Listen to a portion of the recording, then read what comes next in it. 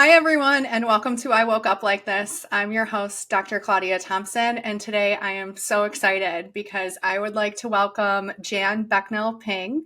She is an award winning makeup artist who had her understanding of beauty and what's really important majorly shifted with a cancer diagnosis. And I'm so excited to talk to her today. So, Jan, why don't you tell everybody who you are and a little bit more about your story? Okay, well, hello. Thank you for having me. Like she said, my name is Jan Becnel Ping, she had to give me that little info at the beginning. I was like, who am I? Um, and I've been a makeup artist in the industry, television industry, for a very long time, 30 some odd years, almost 40, yikes. And I understand beauty and I understand vulnerability. I understand wanting to look your best. That's why I'm hired to be on any of the things that I do because I'm helping the person on camera look their best. And so it was what I've known my entire life. And I also acted back 100 years ago. And so I also knew what it was like to be in front of the camera as well. And a few years ago, um, actually in 2004, I was actually diagnosed with breast cancer. And it was completely shocking to me because I had no family history. I have nothing, and there was nothing attached to it. I had no fear of it. A little story, a quick one. I had a mammogram right before Thanksgiving. And then we had a family trip planned to have Thanksgiving in Sedona. And so we were all in Sedona. I did my mammogram. We went to Sedona, and I was hiking with my two nieces. And somehow, and there, everybody's very health oriented and all of that. And I mean, you're in the vortex, for God's sakes. It was like, majestic. And somehow somebody brought up cancer, or maybe I said I had a mammogram, and I remember saying, cancer's not my thing. Like, I'm not afraid of it. I don't know. It's just not something that's going to take me. And, and that was like, and then we went on, and I don't even know how, because it's not like a normal conversation we would have. And then when I came home, I got the call from the doctor, and they wanted to do an ultrasound. And I remember I was driving when I got the call.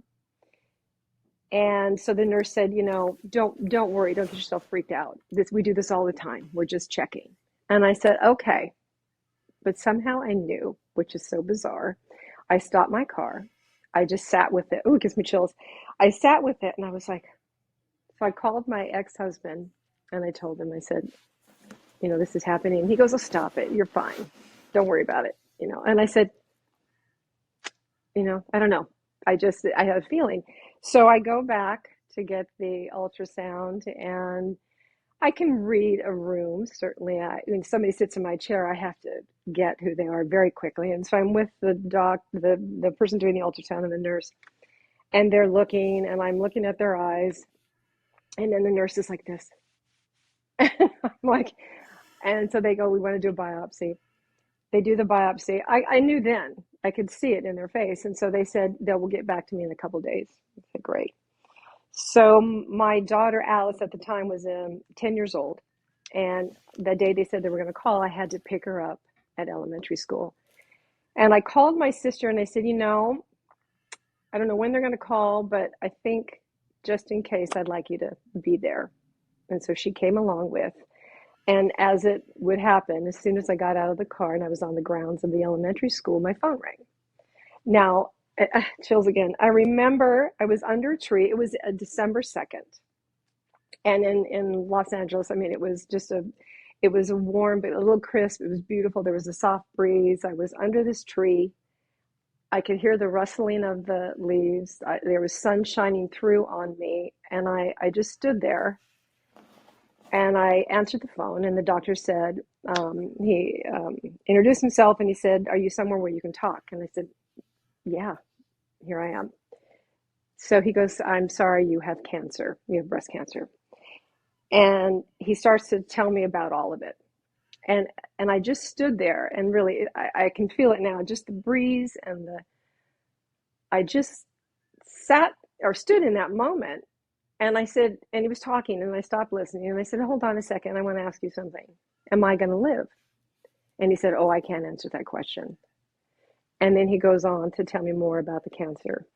Again, I stopped listening and I said, excuse me, I have to interrupt you again. And I said, I want you to think of me as somebody you love, either your wife, your mother, your daughter, your sister, your child, your friend, and that they came to you with this paperwork that you're looking at in front of you. And if they said, am I going to live? What would you say to them? And there was a really long pause. And we just stood there. And he was quiet. And he said, I guess I would say to them, I think so. I think they're going to live. And I said, great. Then I'm going to go with that. And we finished our conversation and I hung up. And, like I said, and also the elementary, the kids are playing, I'm hearing all this. And I said, okay, what am I supposed to do with this? What am I supposed to do with this? Clearly, what I do for a living, I didn't know enough at that time about what was in front of me about cancer, but I knew like a few of the things that happened. And I just said, clearly, this is something I'm supposed to do something with. Now, maybe that's my way of coping to give myself a job, or I, I used to call myself prior to where I'm at now, and actually then I used to call myself a spiritual person. But at that point, I just said, show me what I'm supposed to do. I'm supposed to do something with this. I call it life experience, and let me know what that is. And so, I went and got my daughter. We did all that, and and they started treatment very quickly, very quickly. It was like I found out on the second, and it was like 3 days later I'm in treatment. And I had gone to meet my oncologist, and who, by the way, I still see every 6 months, and that's been since 2005. And he tells me the protocol, what he's going to do. And he goes, now the side effects are this, and he starts to name them. And I said, you know what? I don't want to do the hair loss thing. And I said, I'd like to pick a different treatment.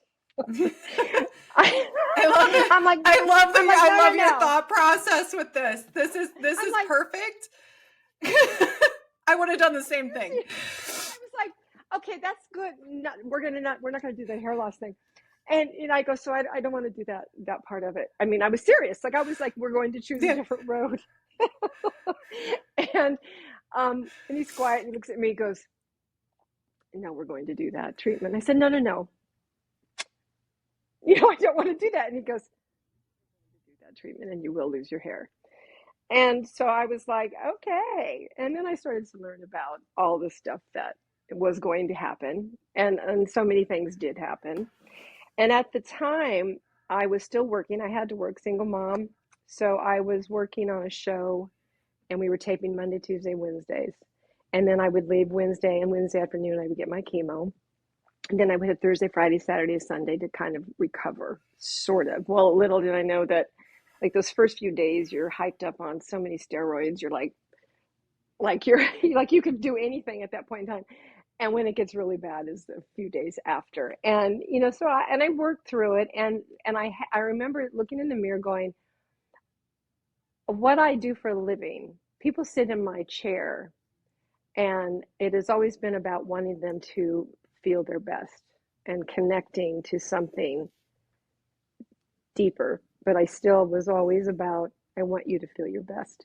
And I thought, I can't, how dare I? I can't go and be like, I'm not feeling so good. And so I had to put it over here.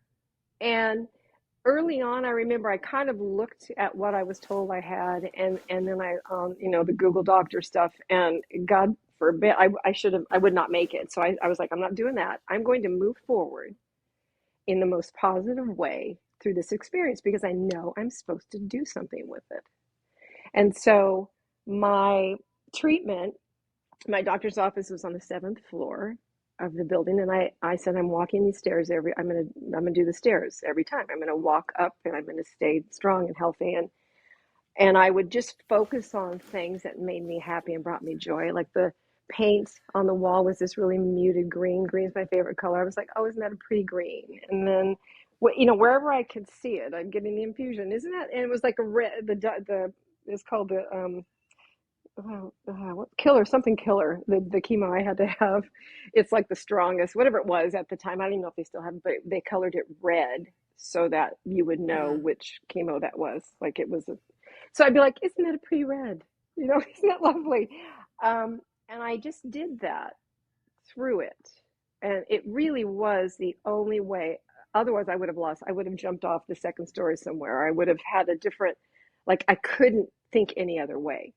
That was the only way I could do it. Jan, you are so inherently powerful and you have not even come to the like realize it yet. Like there are so many synchronicities that as you're telling your story that I am picking up on and how you were guided through this process and how you were activated through this process because Sedona, so I'm very familiar with Sedona. That's one of the places that activated me. So that's like a huge synchronicity that you're sitting in front of me and this is where you had that knowing because there's so much guided support in that particular Hmm. location that activated you through the rest of this process. And the act of you speaking so kindly to everything around you and the chemo coming into you, like you infused all this entire process with love.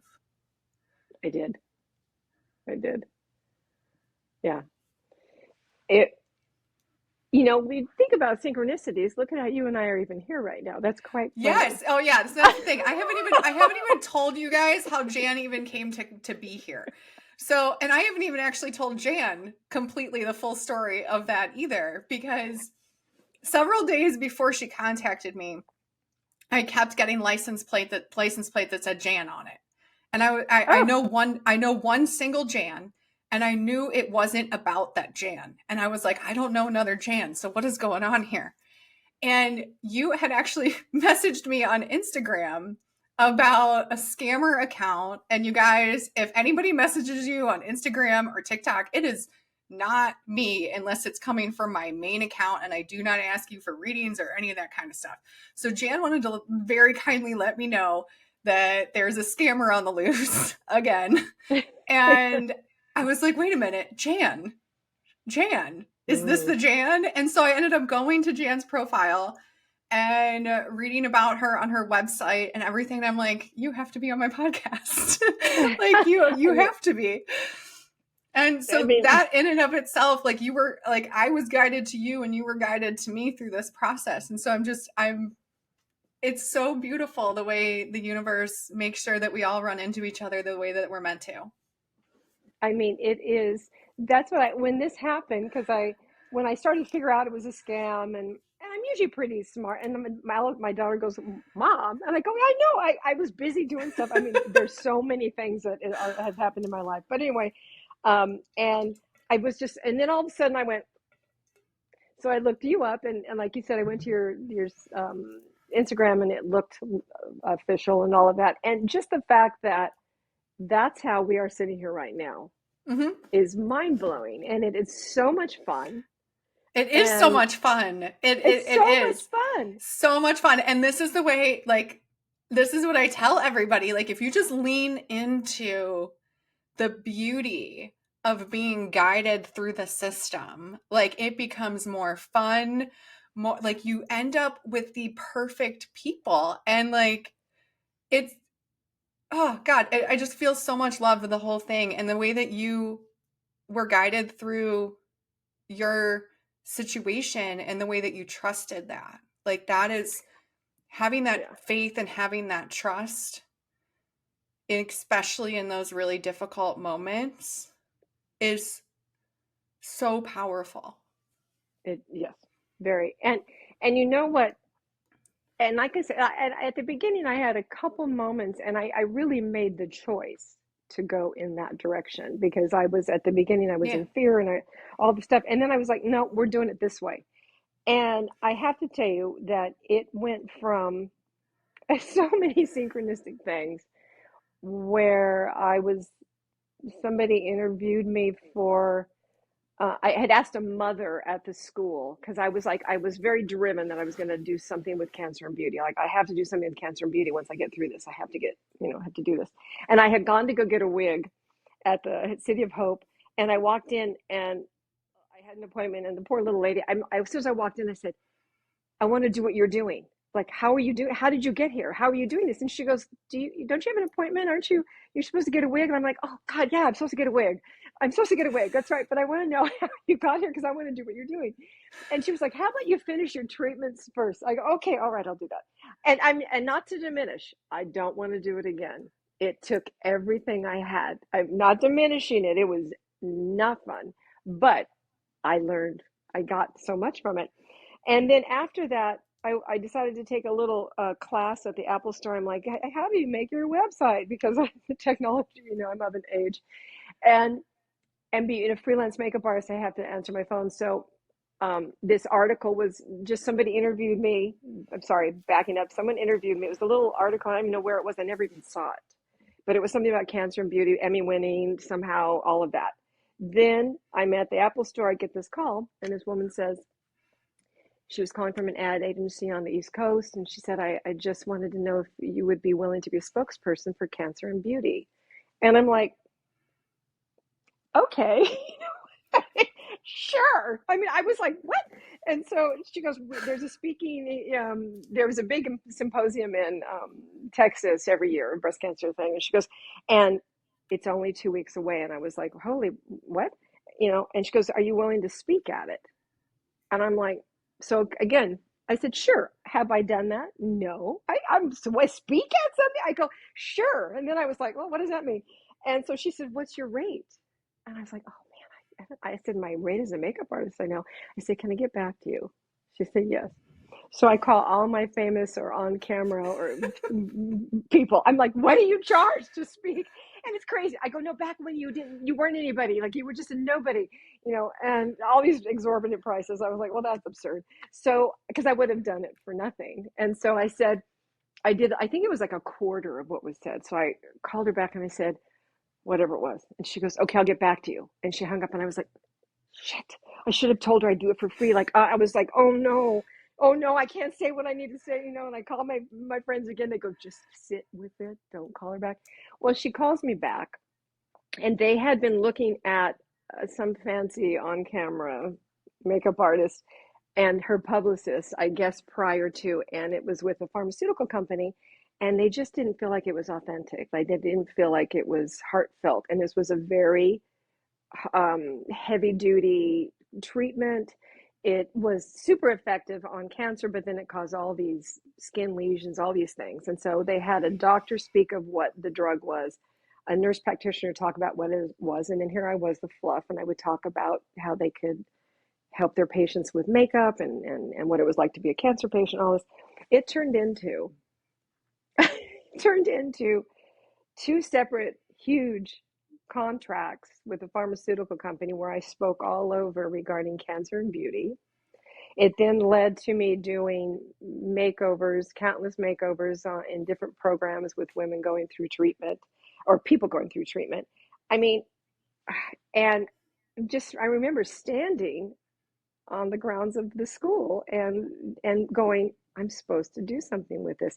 It absolutely changed the trajectory of my life. It changed where I was going and what I was doing with it. Yeah, this is such an excellent representation of how something that we all see as a negative, Hmm. obviously getting cancer, most people aren't very excited about this, No, no, it's not good.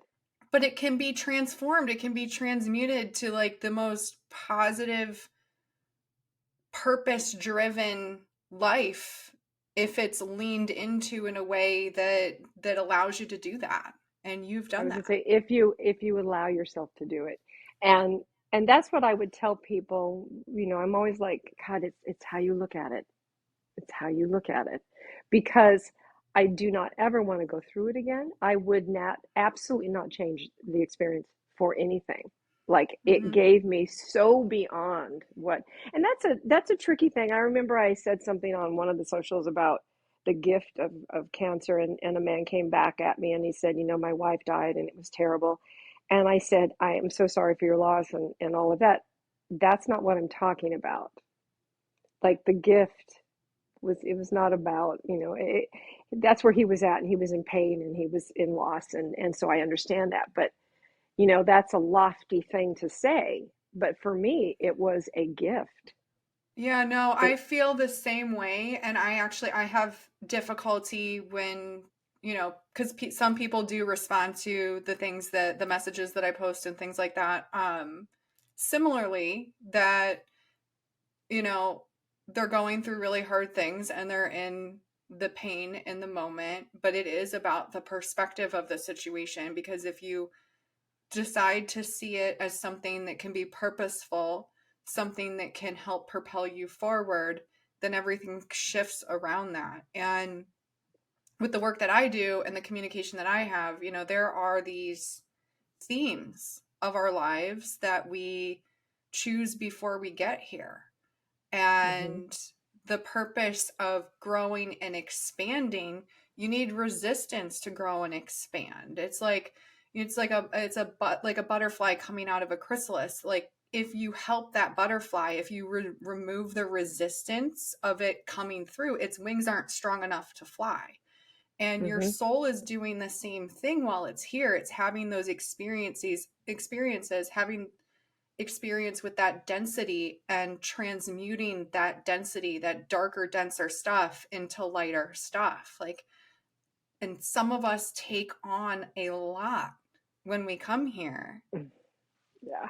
I don't know why I said I was going to do all that I Yeah, said. I that's mean, usually oh the, my, like, why did I decide to do this? This is not did it have to be so much? I right. mean, I went to a grief counselor because there's just, goes, there's so many things I could talk about, but we're staying with this. But it's all the same stuff, by the way. It's all the same stuff. It is. It's just different set of circumstances.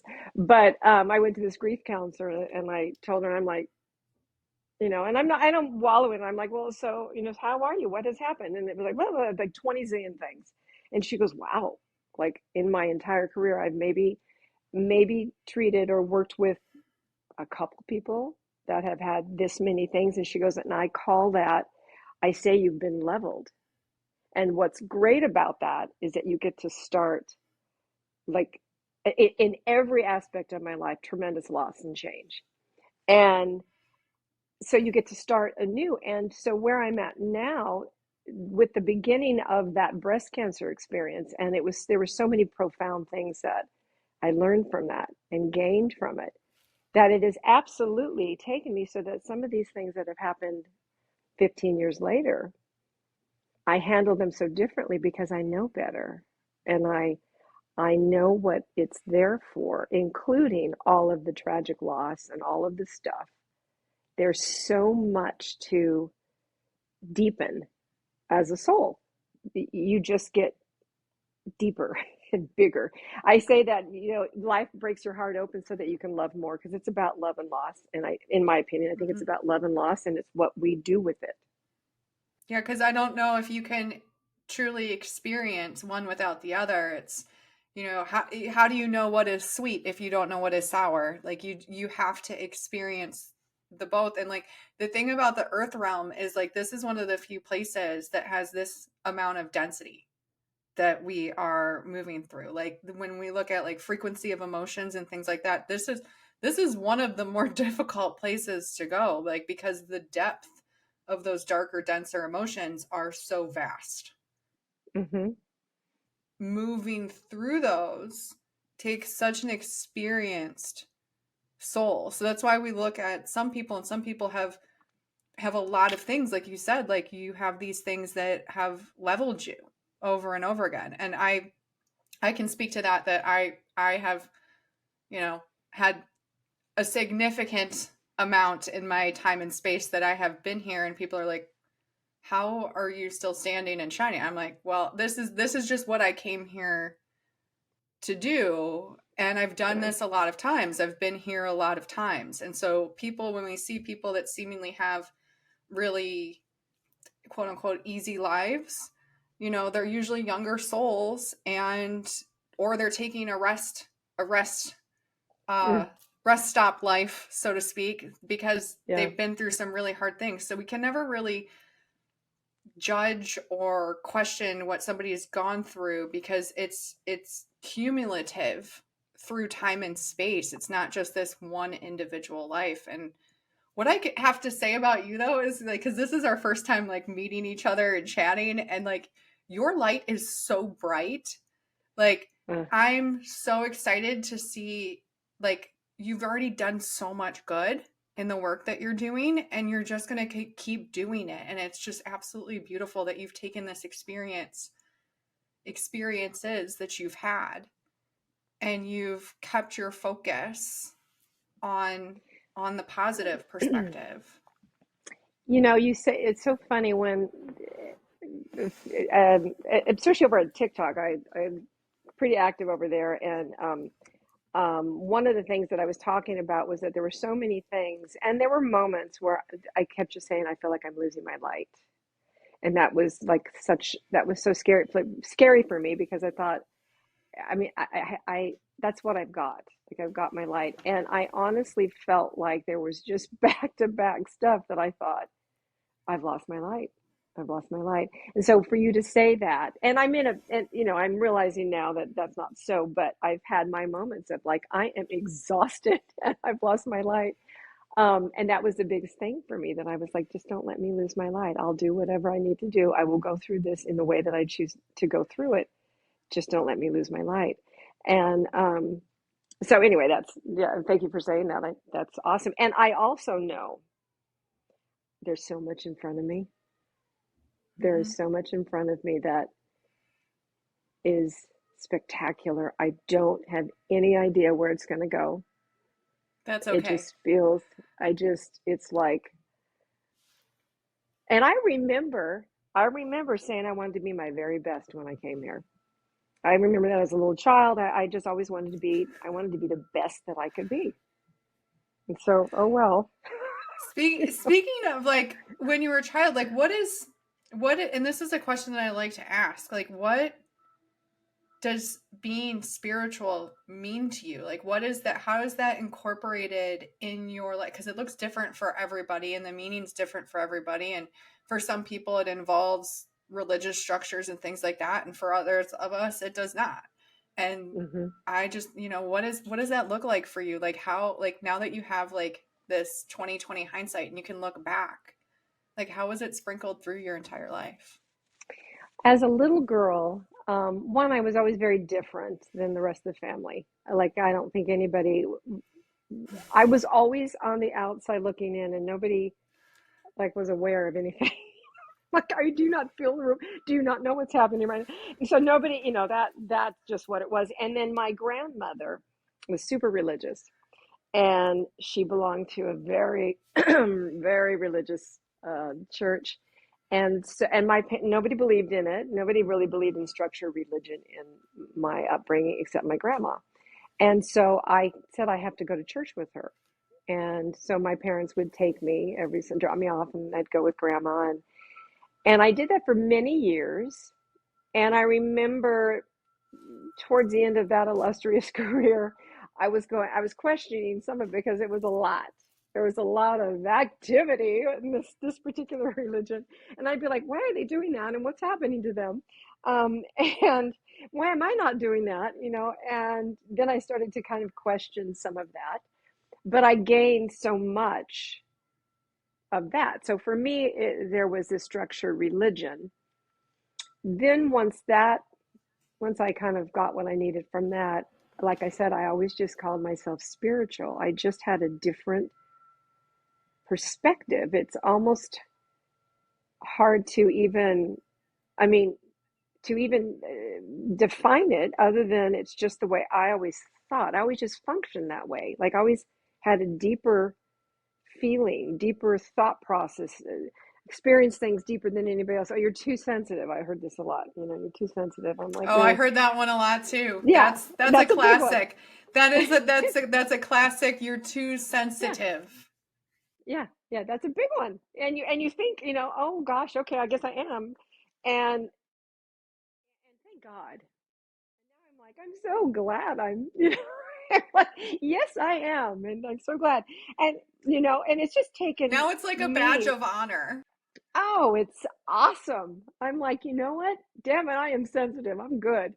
Um, yeah, it's like a badge of honor, and I feel really blessed and grateful that I am. But it was mainly religion as a young child, um, and church camps, and I mean, there was a lot of stuff like that until it was no longer of service. And I'm even just now coming into it. It's very interesting because I finally am in a place where I could listen. I don't have as many distractions and or commitments that were taking me where I have to do this first before I can do this, and gives me chills. And and now That's one of your guides, by the way. uh, I mean There's I'm like, they're like, hey, you're correct, ma'am. We're I here. know, I know, and that's what's so exciting because I keep going. I mean, because it's been really not an easy road the last few, especially. And I'm like, okay, somebody.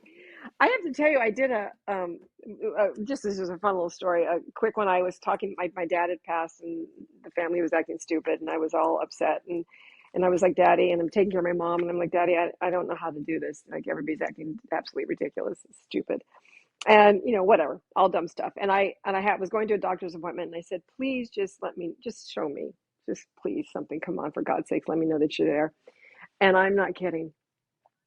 I'm driving on the freeway, and I'm behind a big white truck. So it's a big, huge truck, and I'm just all of a sudden I'm seeing something.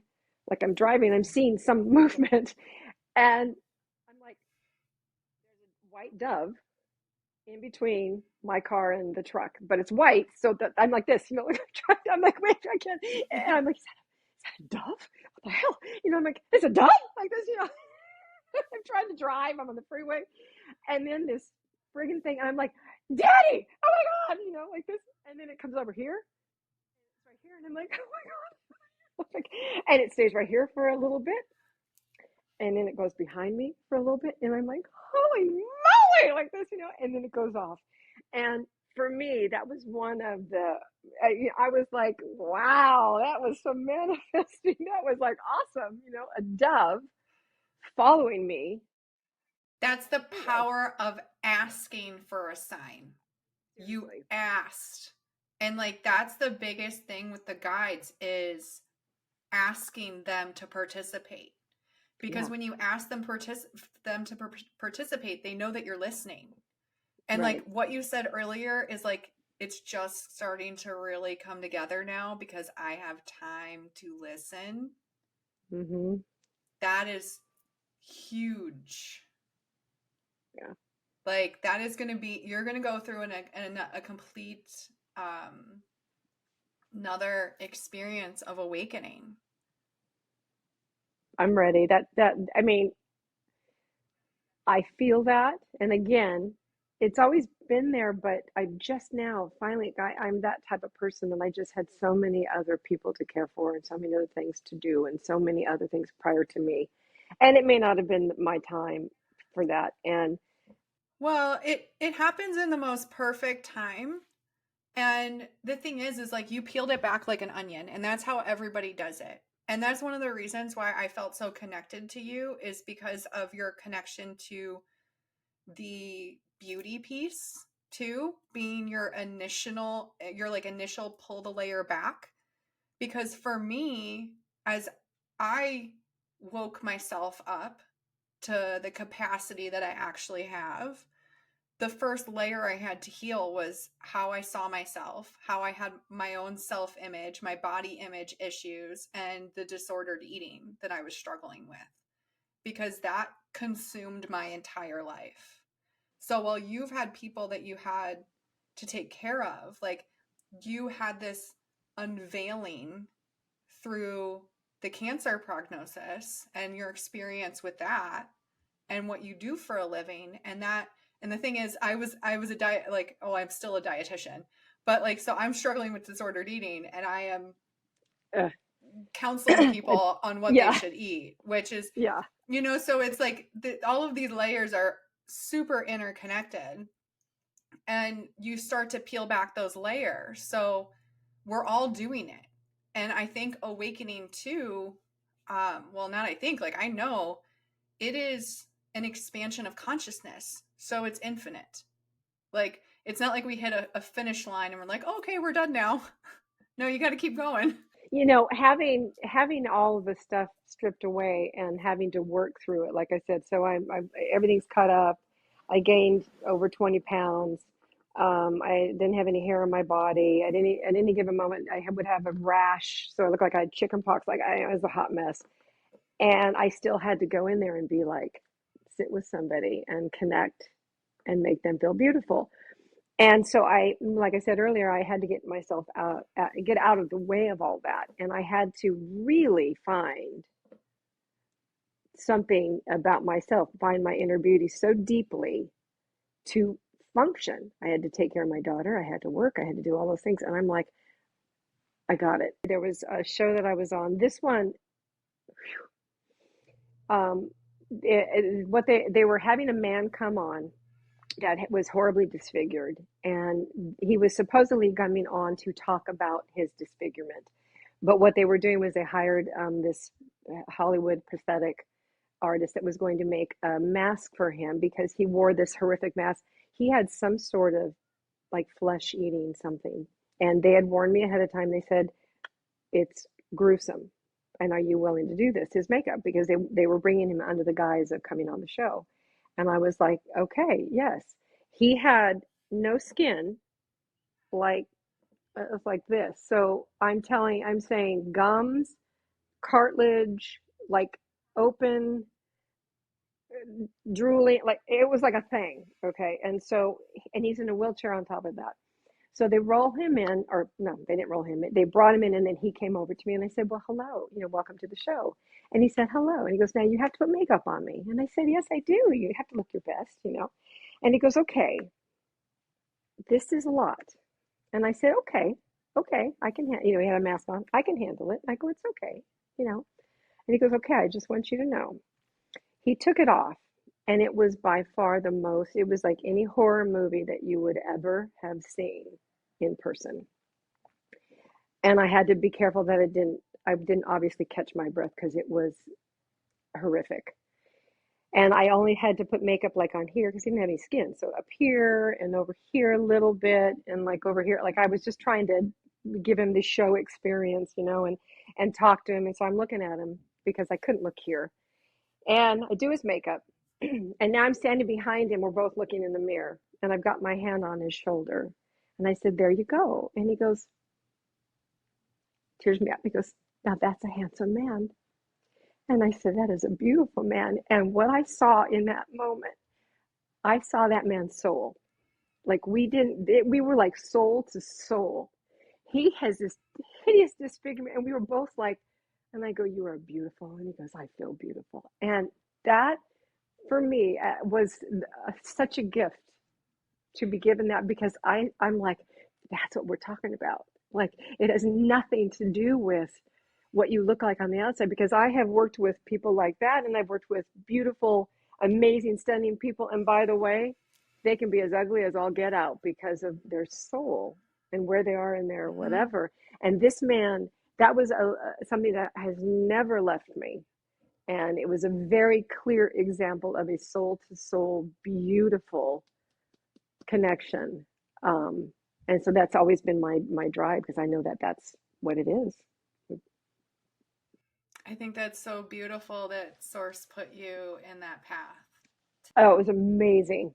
It was amazing. Yeah, always makes me cry.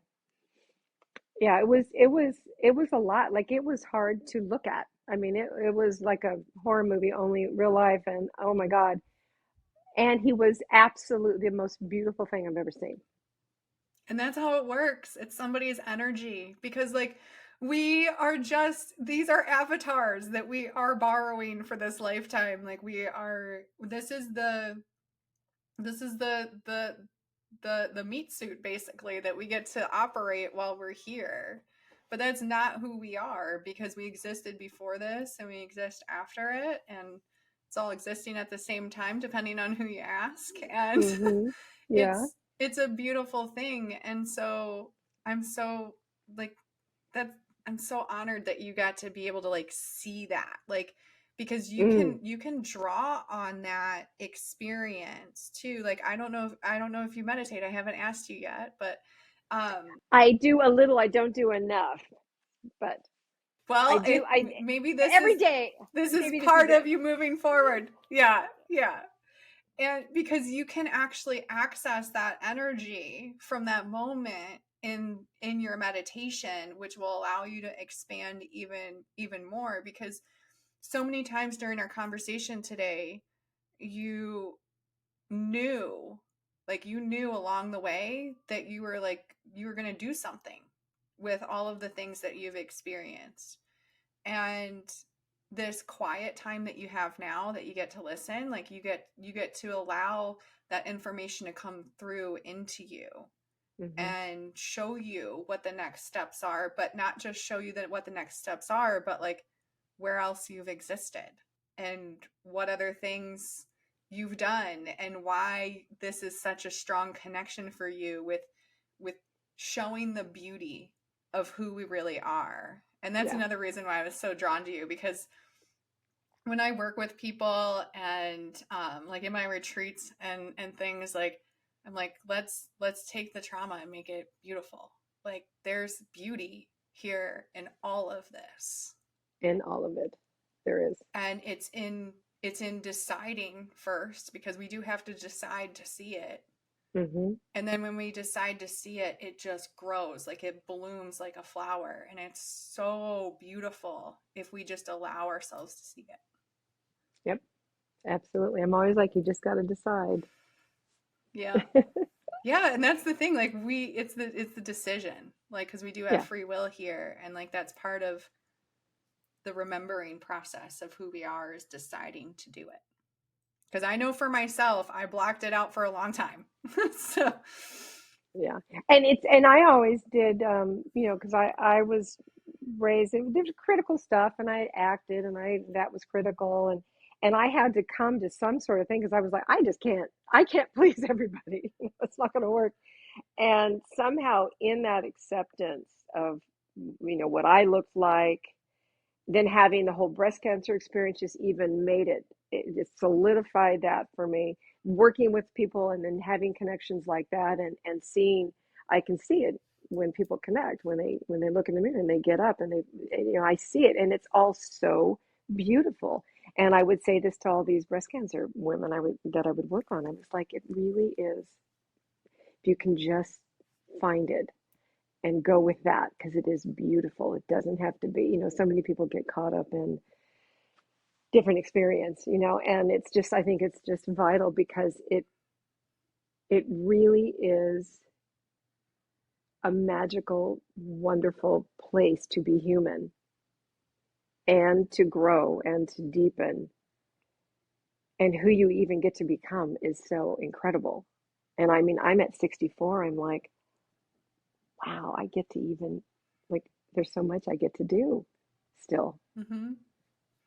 Yeah, and you're open. You're like you're exploring your gifts, and I like that's am, something that's for the first beautiful. All time. in its you've been doing it.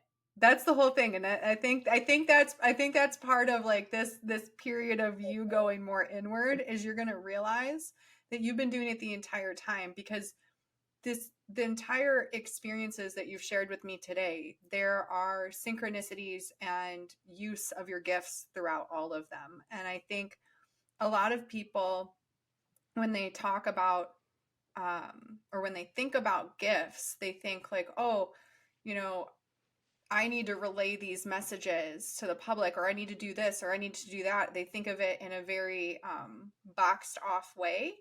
And the reality is like we're all having a unique experience. We're supposed to have a unique experience, and we're supposed to contribute in a very individual way. And you have been doing this work of sharing your light the entire time you've been here, and you're just going to continue to expand it. And that's absolutely beautiful. Thank you. Well, thank you. I'm excited. I finally feel excited.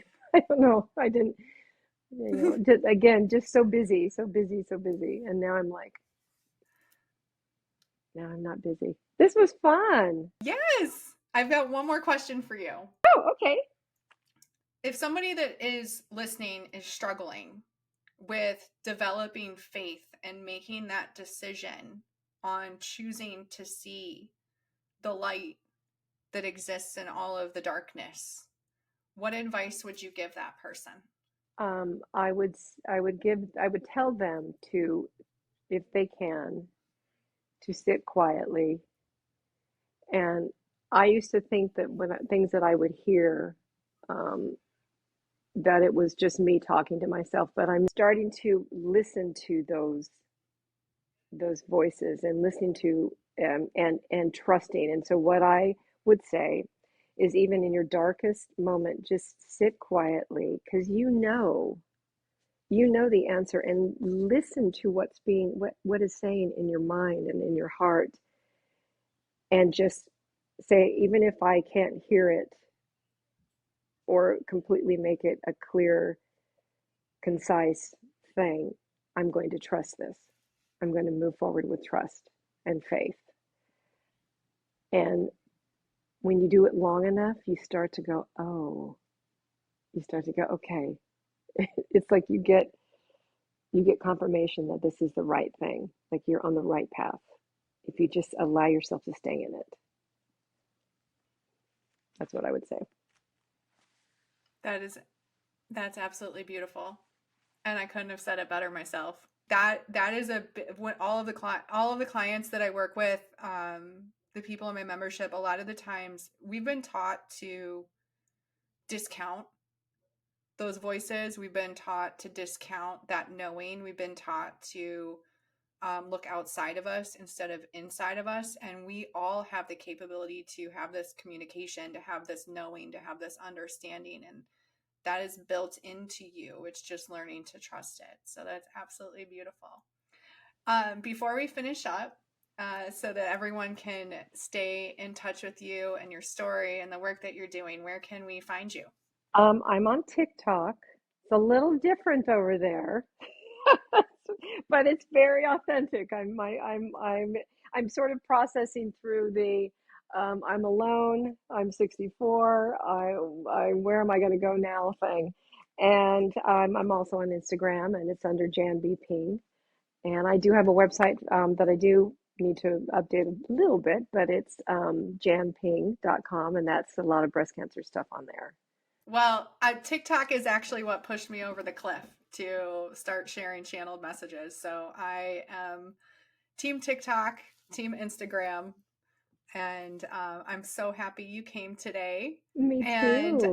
thank you so much. And you guys, I hope you enjoyed this episode, and I will see you next week.